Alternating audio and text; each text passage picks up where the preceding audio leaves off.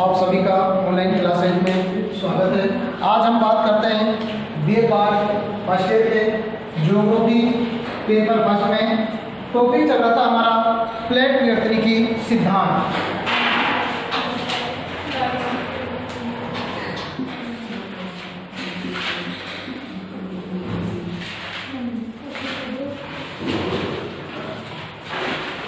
Plate विवर्तनिकी सिद्धांत। यदि plate विवर्तनिकी सिद्धांतों की हम बात करें तो सबसे पहले हमें प्लेट का अर्थ पता होना चाहिए, विवर्तनिकी का अर्थ पता होना चाहिए। क्या होता है प्लेट का अर्थ? किसे कहते हैं प्लेट? कल मैं बता चुका था आपको। स्थलीय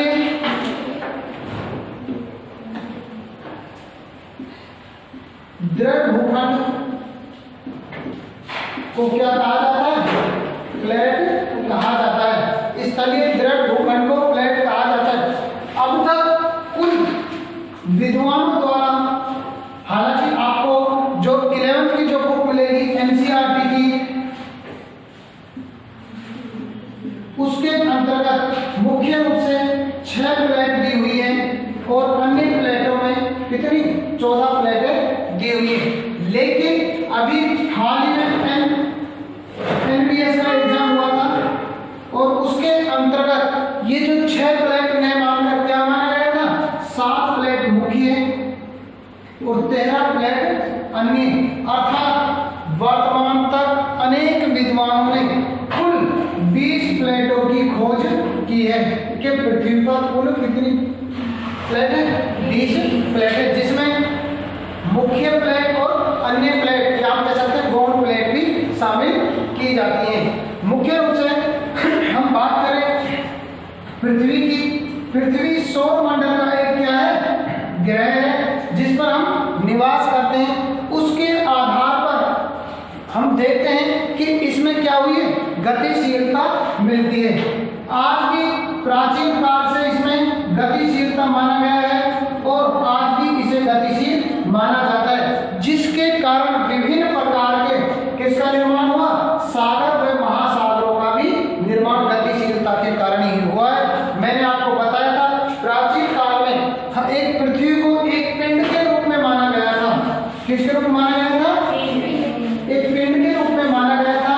और यदि हम उस पिंड की बात करें तो वह पिंड क्या था?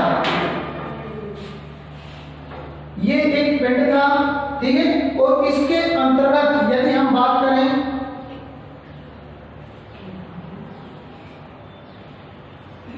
ये दो क्या हो गए थे? विभाजन हो गए थे। और इस विभाजन के कारण इसका ऊपरी भाग क्या कह रहा है? बोलो, ऊपरी भाग को क्या कहा गया था? अंगारालैंड। जबकि दक्षिणी भाग को क्या कहा गया था? गोंडवाना लैंड।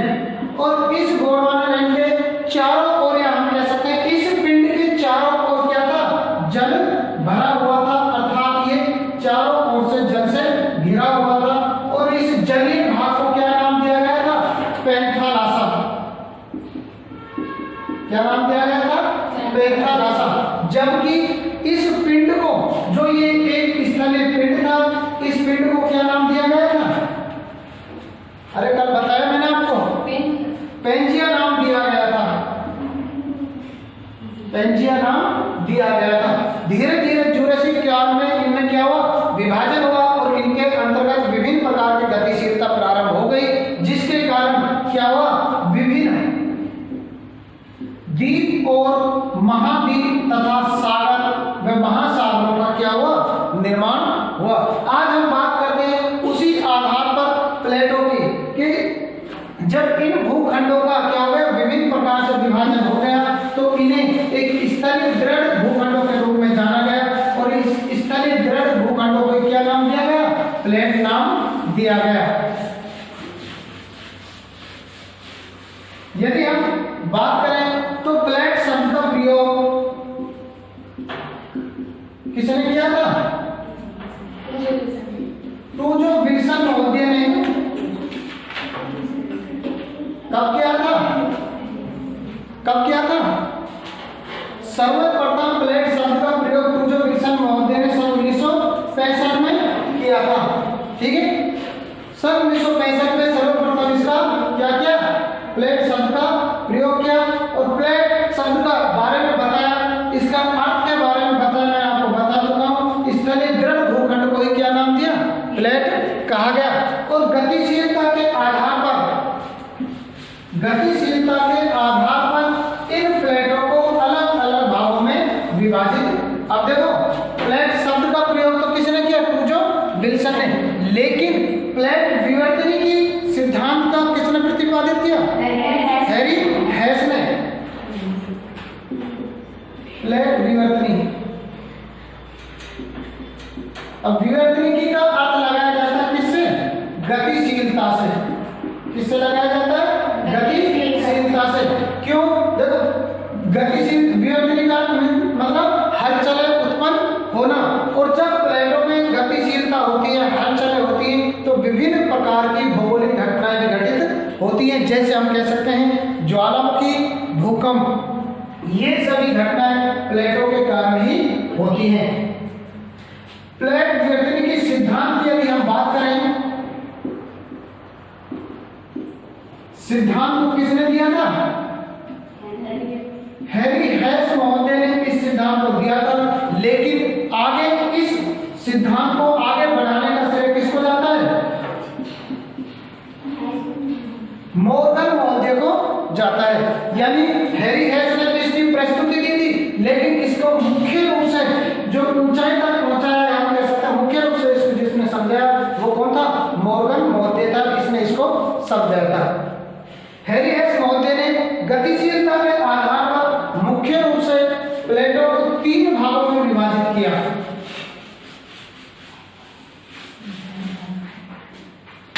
गतिशीलता, देखो नाम क्या था, गतिशीलता। गतिशीलता के आधार पर प्लेटों को मुख्य रूप से 3 भागों में विभाजित किया, और जो ये 3 भाग थे ये थे अपसारी प्लेट,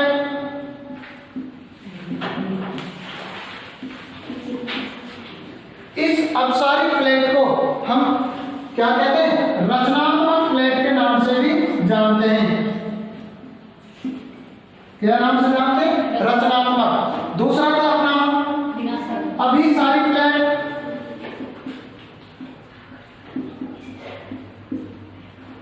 और इस अभिसारी प्लेट को, अरे बातें नहीं, किस नाम से जानते हैं, विनाशकारी। विनाशकारी प्लेट के नाम से भी जानते हैं। नंबर 3 थी संरक्षित प्लेट, संरक्षित प्लेट। और इस संरक्षित प्लेट को, इस संरक्षित प्लेट को हम रूपांतरण प्लेट के नाम से भी जानते हैं। रूपांतरण मुख्य रूप से गतिशीलता के आधार पर इन प्लेटों को 3 भागों में विभाजित किया गया। कौन कौन सी, अपसारी प्लेट, और जिसे रचनात्मक क्यों कहते हैं, रचनात्मक प्लेट, बोलो रचनात्मक क्यों कहा गया इसे, अरे मैं लिखवाऊंगा नोट्स में सारे, क्यों कहा गया रचनात्मक प्लेट। अब देखो नाम से, जब 2 प्लेटों का अपसरण होता है,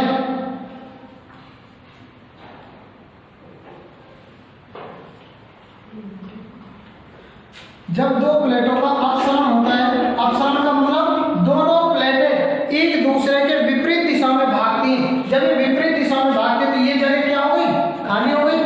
खाली हुआ तो इस पर दाब क्या हो गया, क्या हो गया, दाब कम। दाब कम होने के कारण यहां से क्या निकला, लावा निकला, और लावा निकलने के कारण वह जब लावा जमता है तो विभिन्न प्रकार की संरचना का क्या करता है, निर्माण करता है या रचना करता है। इसलिए इसे क्या कहा जाता है, रचनात्मक प्लेट कहा जाता है। उदाहरण के लिए हम देख सकते हैं अटलांटिक महासागर, या हम कह सकते हैं अंत महासागर में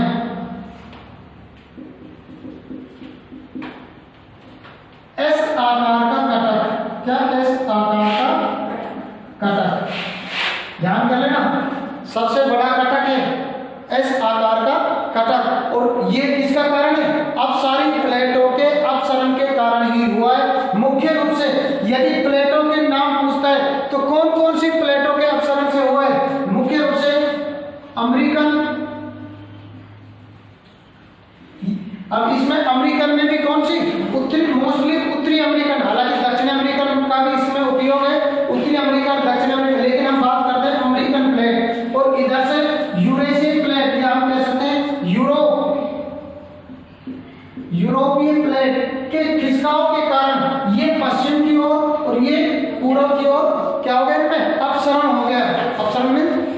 एक दूसरे के विपरीत चलेगी। तो इस स्थान के मध्य कौन सा महासागर का निर्माण हुआ था? कौन सा था? अटलांटिक महासागर का जो निर्माण हुआ था, जिसे हम अंध महासागर के नाम से भी जानते हैं। वहां पर दाब कम होने के कारण क्या हुआ? लावा निकला, और ये लावा इस आकार के रूप में जम गया, जो विश्व का सबसे बड़ा कटक है, जिसे हम इस आकार का कटक के नाम से जानते हैं। ठीक है, ये है अपने अपसरण। अब क्या हुआ? रचना हुई, इसलिए हम इसे क्या कहते हैं? रचनात्मक प्लेट के नाम से भी जानते हैं। दूसरी हम बात करते हैं अभिसरण। अभिसरण का अर्थ होता है जब दो प्लेटें टूटकर एक दूसरे के सम्मुख रूप से चलती हैं। अब कोई भी प्लेट सम्मुख रूप से चलेगी तो माना हम कह सकते हैं ये दो प्लेट हैं, जब ये एक दूसरे से टकराएगी तो क्या होगा? विनाश ही होगा। और विनाश होने का कारण क्या है? इसका विनाश होने का मुख्य कारण क्या है कि हल्की प्लेट भारी प्लेट पर क्या हो जाती है? क्षैतिज हो जाती है। हमेशा ध्यान कर लेना, जो जब हम दो वस्तुओं को आपस में टकराएंगे ना, जो हल्की होती है ना, या हम कह सकते हैं भार में हल्की होती है, घनत्व में हल्की होती है, तो वो क्या है? उछाल अधिक खाएगी। जैसे आपने देखा होगा जब एक बाइक और एक कोई कार आपस में टकराती है, बहुत एक्सीडेंट होते हैं ना। आप देखते हो कार तो कुछ नहीं होता है, लेकिन बाइक वाला बहुत दूर तक उछाल खाता है, या बाइक उछलती है। तो उसका कारण क्या है? दोनों के मध्य जब अभिसरण होता है तो भारी प्लेट तो अब कम उछाल खाती है, जबकि हल्की प्लेट अधिक उछाल खाती है। और ये भारी प्लेट क्या करती है? हल्की प्लेट पर क्षैतिज हो जाती है। अब ध्यान देना, घनत्व के आधार पर यदि आपसे पूछा जाए स्थलीय प्लेट भारी होगी या महासागरीय प्लेट भारी होगी? बोलो। स्थलीय प्लेट भारी होगी। ध्यान कर लेना, हमेशा महासागरीय प्लेट भारी होती है। मैंने आपको बताया था जो वस्तु जितनी अधिक ऊंचाई पर है उसका घनत्व उतना ही क्या है? कम। तो देखो पर्वतों का घनत्व किससे कम है? पठार से। पठार का घनत्व किससे कम है? मैदान से। और मैदान का घनत्व किससे कम है? सागरों से। तो जो नीचे जाते जा रहे हैं तो उनका घनत्व क्या होता जा रहा है? बढ़ता जा रहा है। अर्थात हम नीचे से बात करें तो सागरों का घनत्व किससे अधिक है? मैदानों से। मैदान का घनत्व किससे अधिक है? पठार से। और पठार का घनत्व किससे अधिक है? पर्वतों से। तो ये घनत्व है। जब दो प्लेट आपस में अभिसरण करती हैं, ये जो प्लेटें थी इन्होंने अभिसरण किया, ठीक है, ये प्लेट इधर खिसकी और ये प्लेट इधर खिसकी। आपस में अभिसरण होने पर इनमें क्या हुआ? टकराव हुआ। टकराव होने पर हल्की प्लेट, ये माना हल्की प्लेट है इसलिए इस पर क्षैतिज हो गई, और ये क्या हो गया? भारी प्लेट है। तो हल्की प्लेट भारी प्लेट पर क्या हो जाती है? क्षैतिज हो जाती है। क्षैतिज होने के कारण जो हल्की प्लेट वो भारी प्लेट होती है, भाई इसके ऊपर ये प्लेट आ गई, ठीक है। अब ये जब इसने इसको ढक लिया तो यहाँ पर क्या होगा? इसका तापमान बढ़ गया। नीचे की प्लेट का तापमान बढ़ने के कारण तो ये प्लेट क्या करती है? पिघलना शुरू करती है। पिघलना शुरू करती है किसके कारण? तापमान के कारण, जिसके कारण इसका क्या होता है? विनाश होता है। और इस अभिसरण के कारण ही क्या हुआ है? विभिन्न प्रकार के ध्वंस, पर्वत आदि का निर्माण होता है। जैसे हम उदाहरण के रूप में बात करें, सर्वाधिक बड़ी प्लेट कौन सी है?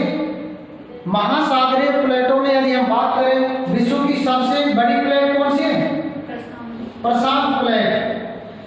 जब प्रशांत प्लेट और अमेरिकन प्लेट में क्या हुआ? अभिसरण हुआ। जब प्रशांत प्लेट और अमेरिकन प्लेट में अभिसरण हुआ तो प्रशांत तो कैसे? भारी प्लेट है, जबकि अमेरिकन प्लेट कैसी है? अमेरिकन प्लेट हल्की है, क्योंकि ये कैसी प्लेट है? अमेरिकन स्थलीय प्लेट है। जब अमेरिकन प्लेट प्रशांत प्लेट पर क्षैतिज हुई तो प्रशांत प्लेट का क्या हुआ? भाग पिघलकर किसके रूप में स्थित हो गया? विभिन्न प्रकार के ध्वंस बन गए। और यदि हम बात करते हैं तो उत्तरी और दक्षिणी अमेरिका के पश्चिमी तट के पास आप देखते हो कौन कौन से पर्वत हैं? रॉकीज पर्वत और एंडीज पर्वत। तो इसी प्रकार से निर्माण हुआ है रॉकीज पर्वत और एंडीज पर्वत का। ध्यान कर लेना, विश्व के कौन सा सबसे लंबा पर्वत? अरे एंडीज पर्वत ही है विश्व का सबसे लंबा पर्वत। एंडीज पर्वत किस महाद्वीप में स्थित है? बोलो। दक्षिणी अमेरिका महाद्वीप में। जबकि रॉकीज पर्वत किस महाद्वीप में? अरे उत्तरी अमेरिका में। बात अमेरिका की चल रही है तो ये तो उत्तरी अमेरिका में और ये दक्षिणी अमेरिका में। विश्व का सबसे लंबा पर्वत यदि लंबाई में पूछता है तो एंडीज पर्वत। जबकि विश्व का सबसे ऊंची पर्वतमाला कौन सी है? कौन सी है विश्व की ऊंची पर्वतमाला? बोलो। धनियों देवियों कुछ नहीं पढ़ा है तुमने। 8,848 मीटर किसकी ऊंचाई है? अब तो याद आ रहा होगा कुछ। अरे माउंट एवरेस्ट की। विश्व का सबसे ऊंची पर्वतमाला माउंट एवरेस्ट जो भारत के उत्तर में स्थित है किस देश में फैली हुई है? मुख्य रूप से किसमें फैली हुई है? नेपाल में। भारत का पड़ोसी देश जिसकी मुद्रा क्या है? कौन सी मुद्रा चलती है इसमें? अरे रुपए चलते हैं इसमें। लेकिन हमारे 9 रुपए वहां पे 10 रुपए के बराबर होता है। यानी हमारे रुपए का मूल्य अधिक है। उसके बाद देखो विनाश हुआ किसका? विनाश हुआ किसका? प्लेट का। इसीलिए हम इसे क्या कहते हैं? विनाशकारी प्लेट। ठीक है। ये तो अपनी अभिसरण प्लेट थी जिसमें क्या हुआ? एक प्लेट का विनाश हुआ। विनाश होने के कारण इसे हम क्या कहते हैं? विनाशकारी प्लेट भी कहते हैं। नेक्स्ट हम बात करते हैं संरक्षित प्लेट की। यदि देखो नाम से ही संरक्षित प्लेट न तो किसी प्रकार की रचना होती है और न ही किसी प्रकार का विनाश होता है। जबकि इस प्रकार के अभिसरण में मुख्य रूप से प्लेट क्या होती है? एक दूसरे के अगल बगल से निकल जाती है।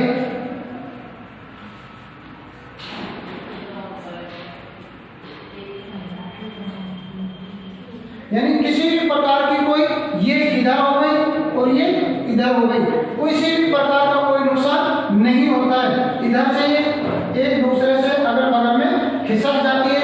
इसलिए ये क्या होता है? मुख्य रूप से सुरक्षित होती है। इसलिए हम इसे संरक्षित प्लेट के नाम से जानते हैं। या हम कह सकते हैं रूपांतरित जरूर हो जाता है, कुछ रूप में परिवर्तन हल्का हो जाता है, लेकिन कोई सी भी प्रकार का कोई न तो कोई रचना होती है न ही किसी भी प्रकार का क्या होता है? विनाश होता है। इसलिए हम इसे क्या कहते हैं? संरक्षित प्लेट के नाम से भी जानते हैं। ठीक है। ये थी अपनी 3 मुख्य गतिशीलता के आधार पर प्लेटों का वर्गीकरण। अब हम यदि बात करें अभिसरण प्लेट की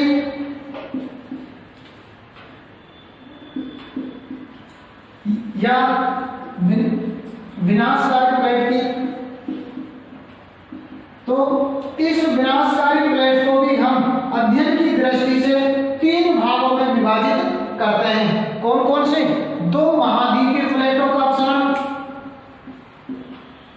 महाद्वीपीय प्लेटों का अपसरण अभिसरण। 2 महासागरीय प्लेटों का अभिसरण। फिर और 1 महासागर और 1 महाद्वीपीय प्लेटों का अभिसरण। अर्थात अध्ययन की दृष्टि से इसे भी हम 3 भागों में विभाजित करते हैं। जैसे जब 2 महाद्वीपीय प्लेटों के बीच में अपसरण होता है, जैसे हम बात करें यूरोपियन प्लेट और अफ्रीकन प्लेट, दोनों के मध्य अपसरण हुआ है तो विभिन्न हम कह सकते हैं पर्वतों का निर्माण हुआ है। जैसे हम बात करें एटलस पर्वत किस महाद्वीप में है? और आल्प्स पर्वत। एटलस पर्वत किस महाद्वीप में? बोलो। अरे रेलवे वगैरह के एग्जाम नहीं देते हो तुम? कोई एग्जाम दिया कि नहीं दिया अभी तक? देना भी पता ना। अफ्रीका महाद्वीप में। अरे फॉर्म भरा करो आप, काफी वैकेंसी निकल की। जब 2 महासागरीय प्लेटों का अपसरण होता है तो विभिन्न प्रकार के द्वीपों का निर्माण होता है। जैसे हम बात करें भारत के अंतर्गत बात करें तो कौन कौन से? जैसे लक्षद्वीप है, अंडमान निकोबार द्वीप है, तो इस प्रकार के द्वीपों का निर्माण होता है। ठीक है, ये तो था अपना प्लेट विवर्तनिकी सिद्धांत। अब इसके बारे में आपको लिखवाते हैं। लिखो आप तो लिखो, मैं तो से